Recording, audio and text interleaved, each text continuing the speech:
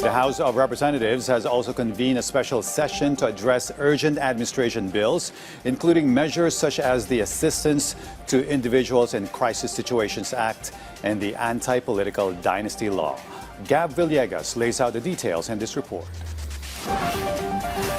The House of Representatives opened the special session today in accordance with the desire of President Ferdinand R. Marcos Jr. to discuss the urgent bills the administration wants enacted into law. Exactly at 9 o'clock in the morning, House Speaker Faustino Boji D. led the opening of the session. Some of the bills that need to be enacted by Congress are the Assistance to Individuals in Crisis Situations or AICS Act, the Anti-Political Dynasty Law, the Last Mile Schools Act, and the law that creates the National Center for Geriatric Health. The Commission on Appointments is also scheduled to convene to process the pending appointments of several cabinet members, as well as the promotion of 8 officials of the Armed Forces of the Philippines and members of the Foreign Service. House Majority Leader and Ilocos Norte Representative Sentro Marcos said the House had approved all the bills included in Proclamation 1318. According to the lawmaker, the bills no longer need to go through a bicameral session if the Senate adopts the version of the House.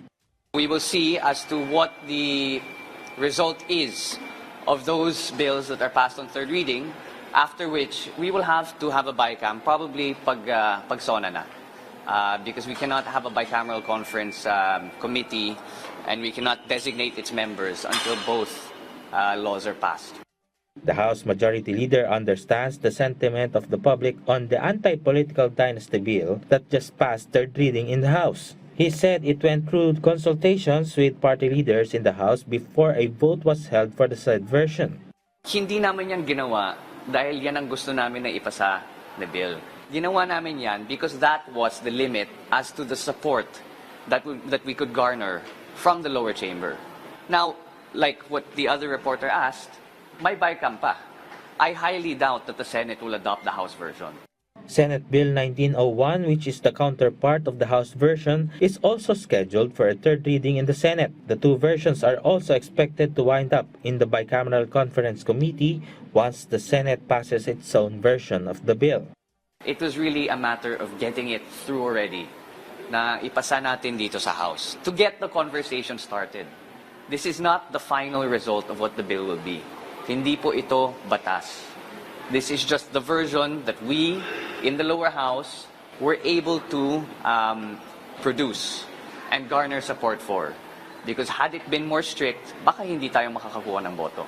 When the lawmaker was asked if the Senate is committed to pass the anti-political dynasty bill in the upper house, this was his answer. Sa totoo lang, the legislative mill of the Senate medyo came to a halt after this whole leadership struggle.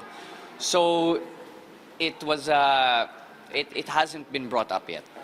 But what's good is that now that these problems with the leadership have been fixed, I have no doubt that under SP Gatchalian, the Senate will get back to work. And we have a month and a half, I think, until the SONA. So that's a lot of time to convene with our Senate counterparts, see what the priorities are for the incoming session after the SONA, and really make sure that we buckle down and provide laws that the Filipino people will feel.